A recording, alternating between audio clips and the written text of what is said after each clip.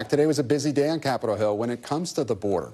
Over in the Senate, a top Republican negotiator says they are, quote, whisper close to releasing the text of a bipartisan border deal, though it was not expected today.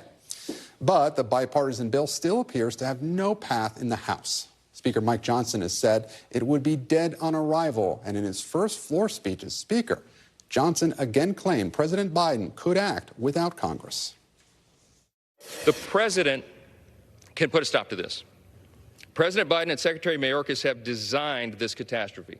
And now, rather than accept any accountability or responsibility for what they've clearly done, President Biden wants to somehow try to shift the blame to Congress for his administration's catastrophe by design. It's absolutely laughable. No one's falling for this. And joining me now for more on the politics of the border battle is NBC's chief political analyst, Todd. Chuck, it is so glad to have you here in the studio. We really appreciate it. So you're looking at this border battle in Congress. Who's going to blink here? Oh, I think it's I don't know, actually. I think Biden it's pretty clear what he's up to. He's saying yes to anything because he wants the Ukraine aid, whatever it takes to get Ukraine aid. And the White House believes, and so far I've never seen it, that there isn't a swing voter in America that is voting on the immigration issue. It doesn't mean swing voters are happy with the immigration issue. That's not a voting issue for them. It's a voting issue for the base of the Republican Party. It is a get-out-the-vote issue for the Trump wing in particular.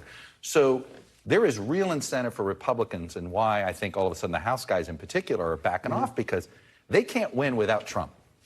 The House map has always been better when Trump's on the ballot than when he's not on the ballot, and immigration is the key to this. So it's perfectly rational politically how these guys are reacting, but I actually think they're all overthinking it. Biden ought to be careful if he's handed the keys and suddenly given more, because then... Because what if he gets the aid and the border is still a mess, which is highly likely. In October, right. We're sitting in October, and there's some big mess at the border, and they're like, well, then it becomes a competency question. But if Republicans deny Biden this bill...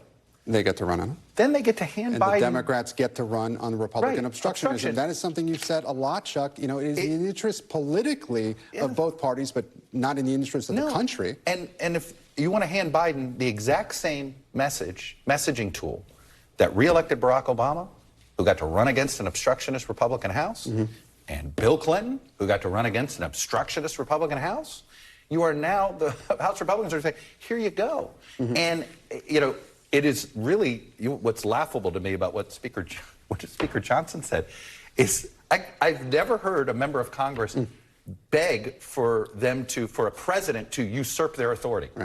You know, these same members of Congress are angry that he's bombing Houthis right now. Whoa, you need to come to us. Here he's asking you for you know, and the thing is, the immigration and the border is one of these things that's sort of like, I'm not doing it, you do it. Right? Congress, like, we don't want to put our names on this policy, you do it, And you have a great piece out on NBCnews.com. I want to throw some of it on the screen. This piece of analysis, and you say that a large chunk of voters who say the border is a top issue would already be voting Republican anyway. See, 2018. That does not mean the issue isn't a national concern, but is it such a concern for swing voters that it will trump their other concerns about issues, including democracy or abortion? What do you think? Oh, this is the gamble the Biden White House is making. Their research has shown this. Look, every piece of research I've looked at, which is the person that says immigration's our #1 issue, is already a Trump voter. They're already there. There isn't an undecided voter where immigration is that issue. And more importantly, there isn't a big chunk of voters on the left. Progressives may not like the policies, but they're not walking away from him over this. They didn't walk away from Obama over this. That's right. Now, as you point out in the piece, Israel, Gaza, and ceasefire, a little different. I think you're headed to Michigan. You've been on the ground there. All they need to have is bad turnout in one demographic group in one state, and it could cost them the presidency. And I want to bring up something else you have in this piece. You talk about Greg Abbott and his decision to bus migrants to other parts of the country, saying that, oh, if these Democratic mayors and governors elsewhere in the country deal with this influx like Texas has been dealing with for quite some time, they'll think differently. You call his decision potentially shrewd, but cynical. Do you think he was right to do this? No, I don't think this is the right way to handle this. You know, in a functioning democracy, in a functioning democracy, the governor of Texas sits down with the president of the United States and says, "Buddy, I am inundated here. We've got to figure this out. What can we do? Greg Abbott, Dan Patrick, all those guys, they seem to be more interested in being able to, pump their chest or whatever and have this fight over federal supremacy rather than deal with it. But he wanted more resources.